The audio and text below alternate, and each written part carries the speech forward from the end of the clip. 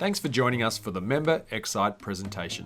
The Member Excite presentation is informative, interesting to the audience, and showcases the strengths of the presenter as an entrepreneur and their area of expertise.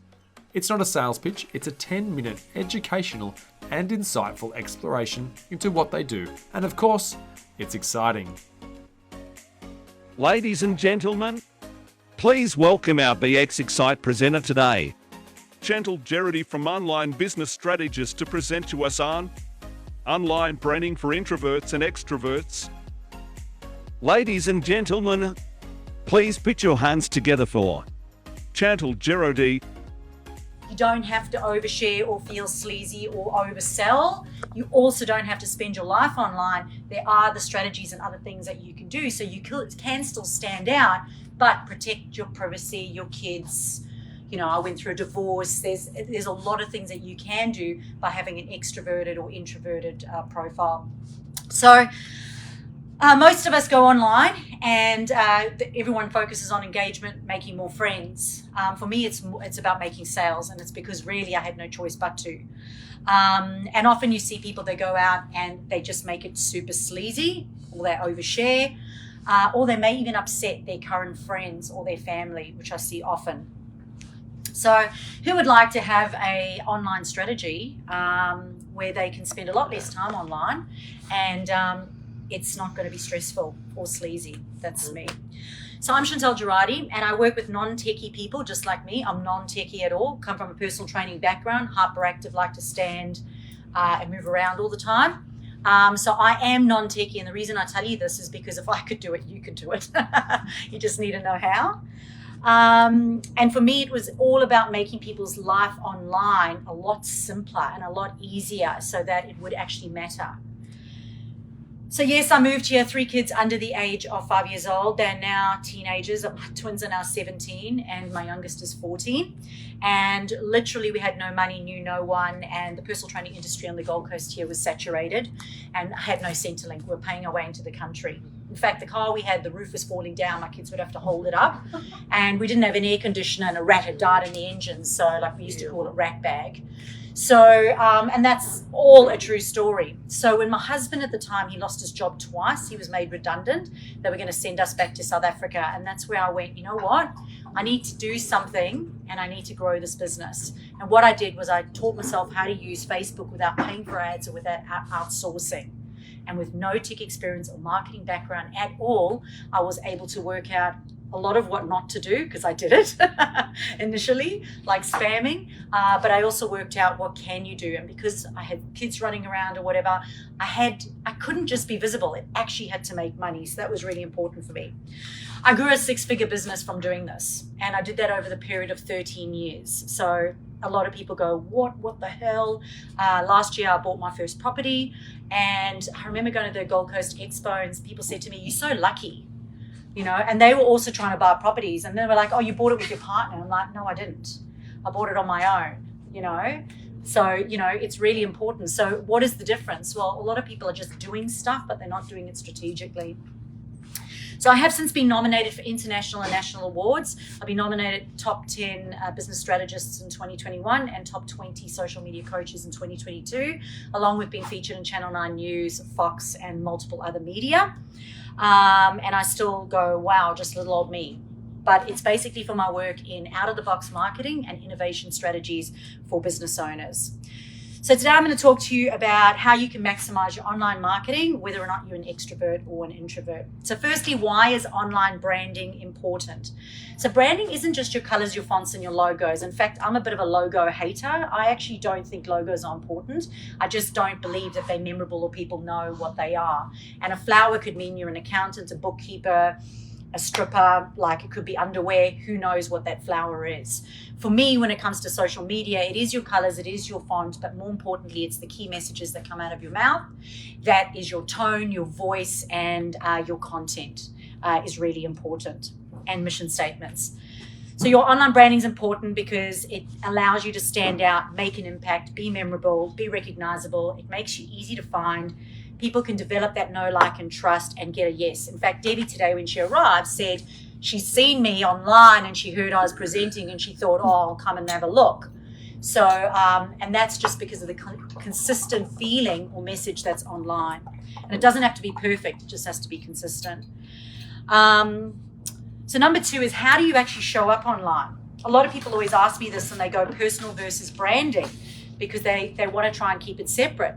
But at the end of the day, people deal with people. In fact, they choose people based on the person. That's how they develop the know, like, and trust, especially if you are the face of your business, like coaches and consultants. And when you're on social media, the platforms are created with a personal profile and then a business page.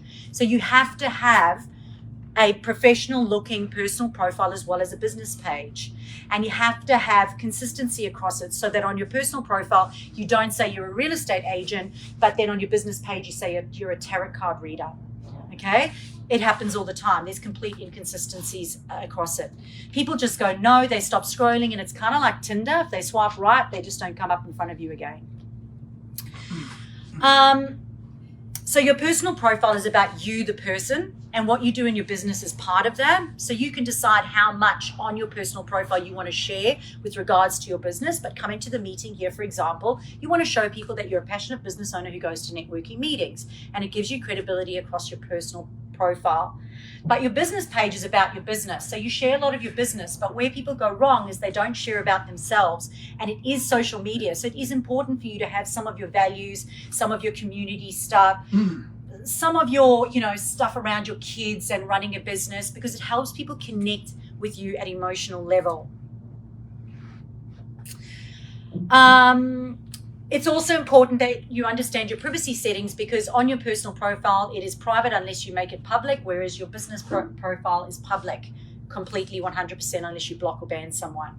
So it's important that you know what people are seeing, so that if you've got your drunken pictures on your personal profile and you're off your face, makeup, and you're like wrapped around the street corner, when people go and they stalk or they go and have a look at you and see whether or not they want to invest in you or choose you or work with you, when they go to the business page and they see you all dressed in a suit, but then they see that on your personal profile, there's that disconnect and that inauthenticity.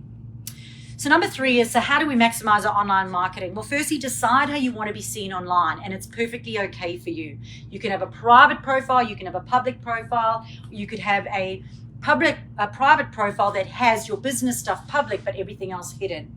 I work with a lot of psychologists, lawyers, teachers, people that are involved in domestic violence, and you can still have a private public profile, but it's very important for you to understand how that works. Be consistent across all your platforms. Make sure that you set up everything correctly and that you have a content and posting schedule. Most people, I'd say 80% of people, have not set up their socials correctly. Suddenly they get hacked or they lose their profiles and they go, no, I set it up right, but they have not. End of story. So you think you know how you've set it up, and most people don't even own their own platforms. You've got to understand the vehicle you're using. And then you've got to make sure that you put the right petrol in and you allow for time to maintain that online presence as well. Another thing to remember is that it's not selling, it's serving. And that's what I like to remind people of. So sleazy versus social. Well, social media is social, which I love it because I'm a social person, so that's easy for me. But at the end of the day, these are some things that you can do or start with.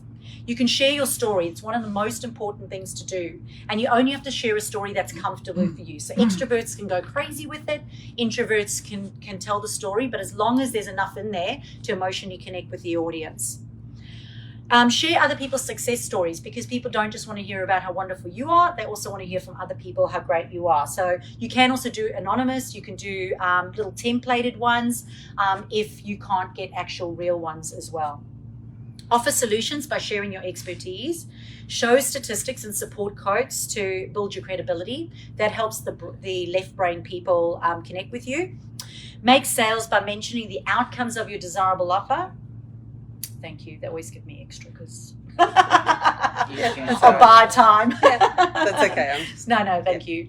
And it's important to keep it social. So where people go wrong is sometimes they keep it too social and they don't keep it business-like, and sometimes it's too much business and not social. So getting that balance right. Don't give it all away for free. Every coach that says give it all away for free, I say no. Why would anybody ever have to pay for you, pay for it if you're giving it all away for free? So there is a way how you can show value or give value by showing them the what, not the how. Show interest in your audience. It shouldn't be a one-way communication. So it's not just me, me, me, me, me. You need to engage your audience and involve them in your marketing and get feedback. Stay in your lane. Too many people try to catch everyone and therefore they lose everyone. It's better for you to be solid and strong in your niche and who you work with and be perfectly clear with it, so it's not fluffy or cookie cutter. Fluffy cookie cutter in general just does not work. You will get scrolled over. You will get forgotten. At the end of the day, strangers are looking at you. And if a stranger looks, they've literally got 3 seconds to make up their mind whether or not it's something they're interested in or not. So if you are too wishy-washy, you'll lose them. And as I said, you just won't come up in the organic algorithm anymore. So what can the introverts do? Well, firstly, introverts, it's really important that you understand your privacy settings so you're comfortable because you know who is seeing what. Know how to handle objections and deal with conflict or trolling should it happen. You don't need to be online every day. So introverts don't stop doing that because don't not do social media because that's what you're worried about. You don't have to be there. You just need to get your rhythm. Whatever's your rhythm, just get into that rhythm and be consistent. Your content should be comfortable. So something that you're comfortable sharing. And if you're not comfortable sharing it, don't listen to other coaches when they tell you, no, you've got to share it. I had a lady once who came, she bawled her eyes out. She said a business coach had said to her to tell her story about how she'd been raped, abused from her family, moved country or whatever. And this woman was not in an emotional state to be able to tell that story, even verbally to me, never mind publicly on social media. So you don't need to. Only share what you feel comfortable with. And you can do video marketing without you being in the videos. So you don't have to be going, look at me, look at me. You literally can do video content other ways. All right. Extroverts. You can make more than just friends. Extroverts just want to go make friends all the time. Make friends, get more friends, more friends, more friends. But understand that your strategy is more important than just spitting out content because nothing may sit. Your time online can make or break your bank, meaning that if you're oversharing or overdoing things, potentially you're actually going to turn people off. Not only that, it could be a massive time-wasting activity where you're actually not generating in clients, which will break your bank. Number 3, video marketing requires a structure. So don't just every single day go, here, I'm at breakfast, I'm doing this, I'm doing that. Just because you like to be in front of the camera doesn't mean, again, you should just be talking meaningless stuff. What will happen is people will never click on your lives again because you've just wasted their time. So it is important to think about that. Number 4 is collaborations can be constructive, meaning that you don't just go out and make friends with everyone or collaborate with everyone. They should be strategic partnerships, which is something that BX talks about as well, meaning it's a win-win for everyone. And in fact, I always talk about getting into bed with the wrong person can give you a rash, and that's a true story. It's not my true story, but it is important because sometimes aligning yourself with business owners, especially when it comes online, it can actually break or not build your credibility.